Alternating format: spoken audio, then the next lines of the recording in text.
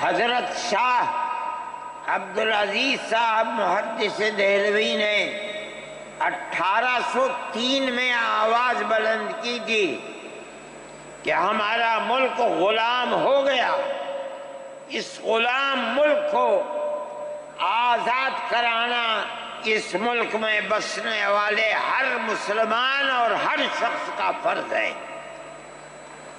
کوئی مائی کا لال نہیں تھا جو انگریز کی طاقت کے سامنے آزادی ملک کا نعرہ بلند کر سکتا۔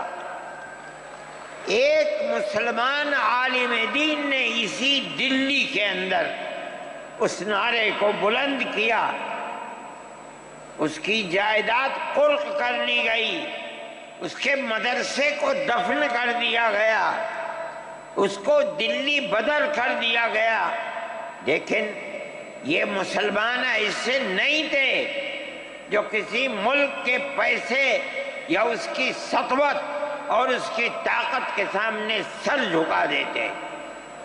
جو انہوں نے اپنا موقف اختیار کیا تھا پتھر کی چٹان کی طرح، اسی طرح اس موقف کے اوپر کھڑے رہے۔ سب سے پہلا جہاد سن 1932 کے اندر ہوا، ہندوستانی لوگ تو جانتے بھی نہیں، اور اس کے اندر لوگ مر گئے، ختم ہو گئے۔ شاہ عبدالعزیز صاحب کے رشتے کے، ان کے قریب، ان کے اولاد میں شاہ اسماعیل شہید اور رائے بریلی کے شاہ احمد شہید، دونوں کے دونوں ختم ہو گئے، شہید ہو گئے بالا کوٹ کے میدان میں۔ لیکن پیچھے نہیں ہٹے۔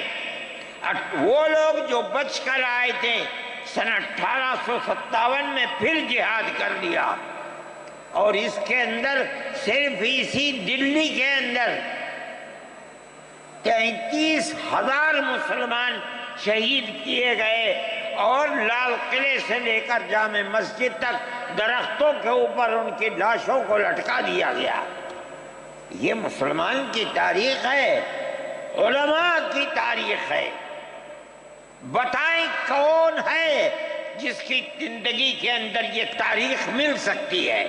میں کہتا ہوں، لاکھوں آدمی کے سامنے کہتا ہوں، کوئی مائی کا لال ہے جس نے اس ملک کی اس طرح خدمت کی ہو جس طرح مسلمان علماء نے خدمت کی ہے؟ میرے بھائی، جمعیت علماء انہی مجاہدین کی بنائی ہوئی جماعت ہے۔ ہم تو ان کے جوتے سیدھے کرنے والے ہیں۔ ہمارا کیا کام ہے؟ ایک ہی کام ہے کہ انہوں نے جو جمعیت کی بنیاد کے اندر ہندو مسلم اتحاد اور ملک کے ہر بسنے والے کو ایک پیغام دیا تھا پیار و محبت کا، ہم اسی پیغام کو لیے بیٹھے ہوئے ہیں۔ ہمارا کام صرف اتنا ہے۔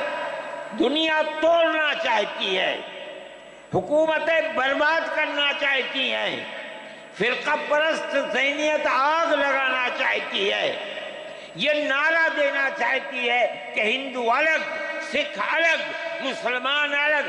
ہم کہتے ہیں نہیں، ہندو مسلم سکھ عیسائی بھائی بھائی۔ یہ ہمارا پیغام نہیں ہے، ان بزرگوں کا پیغام ہے جنہوں نے پھانسیوں کے تختوں کو چوما، اپنے اس ملک کے لیے چوما ہے، اس کی آزادی کے لیے چوما ہے۔